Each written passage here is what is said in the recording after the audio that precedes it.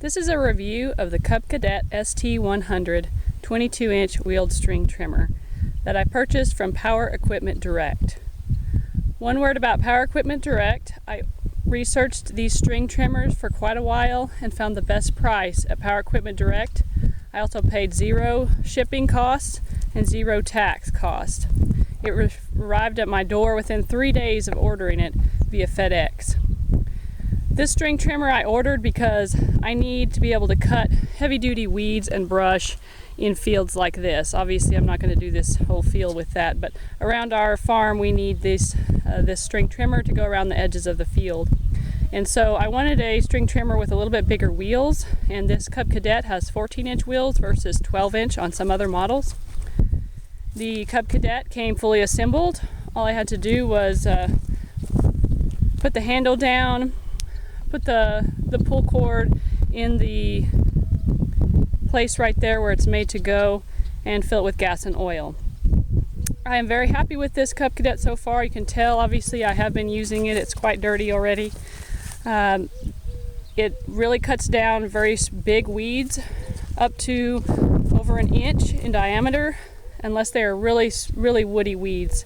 It is very easy to change the cords on. As you can tell, the cords are simply put into this little hole right there, and it's very easy to change the cords.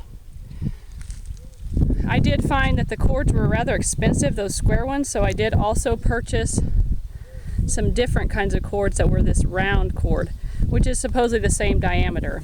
I'm not sure it lasts quite as long as that square cord, but I've only used it a couple times.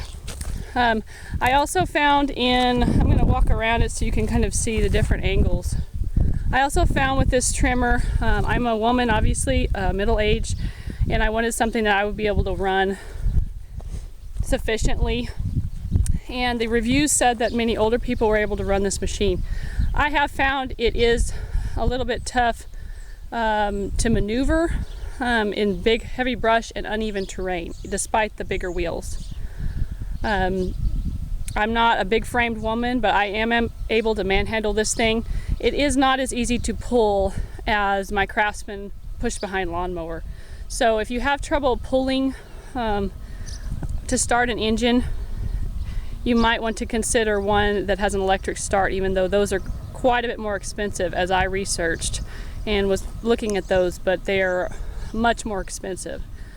Usually it does start on one pull. If it is hot, if the engine gets hot, it does tend to not want to start, and I believe that's because this model is a self-primed engine, which I am not as crazy about, because once you weed eat, if you're going to weed eat for quite a while, the engine gets a little bit hot, and you obviously have to change out that string, and to change out the string you have to let the motor die. So if it's very hot outside and you've been weeding for quite a while, usually if you change the string, you have to let it sit for 10 or 15 minutes, which is the negative for me. That would be the main negative of this machine to me, is that it gets hot. The self-primed motor, you have to give it a chance to cool down a little bit before it will restart. Sometimes if you just stop it real fast and then try to start it back, it'll start right back up. But if you let it sit for a few minutes, then you have to wait a full 10 or 15 minutes, which sometimes is good because it makes you take a break. But anyway, I'm going to set this camera over here and demonstrate starting the machine and going after some of these weeds over here.